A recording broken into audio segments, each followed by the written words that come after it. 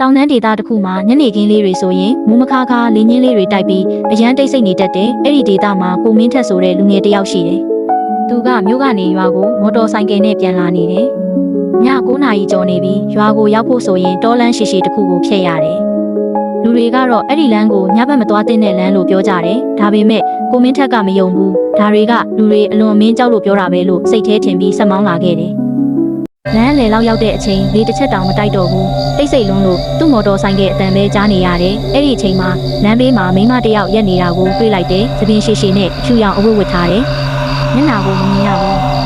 အောက်ဖက်ကိုသာမျက်နှာငိုင်းထားတယ်ကိုမင်းထက်စိတ်ထဲမှာခံမှန်းမရဘူးည9 နာရီကျော်မှာတောလမ်းထဲမှာမိန်းမတစ်ယောက်ထဲသူ့မော်တော်ကိုအနှဲငယ်နှီးလိုက်ပြီးနေလိုက်တယ်အမဘယ်သွားမလို့လဲမိန်းမကဖြည်းဖြည်းလေးခေါင်းတစ်ချက်သာလှုပ်တယ်ရှေ့ရွာထိလိုက်ပို့ပါလားအတန်ကအရန်အေးပြီးအရန်နေတယ်ကိုမင်းထက်ခဏစဉ်းစားပြီးအဆင်ပြေတယ်လို့ပြောလိုက်တယ်မိမကသူ့နောက်မှာတက်ထိုင်လိုက်တယ်မော်တော်ဆိုင်ကယ်ကိုပြန်မောင်းလိုက်တယ်ဒါပေမဲ့မိမတက်ပြီးနောက်မှာလေထုကပိုပြီးအေးလာတယ်သူ့နောက်ကျောမှာအေးများတဲ့အရာတစ်ခုလာထိနေတယ်လို့ခံစားရတယ်အမ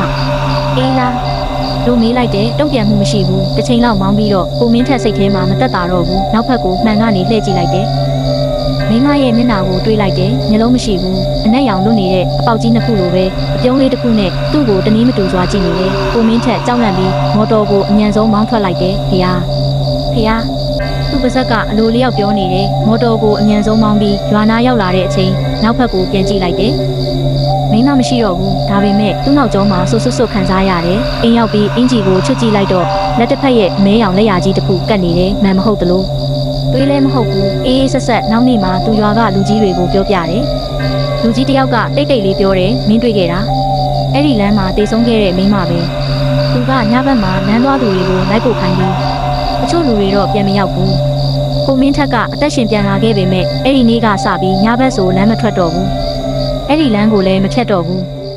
နောက်ထပ်လည်းစိတ်ဝင်စားဖို့ကောင်းတဲ့ပုံမြင်တွေကိုတင်ပေးသွားမှာဖြစ်လို့ channel လေးကိုလည်း subscribe နှိပ်ပေးသွားပါအောင်နော်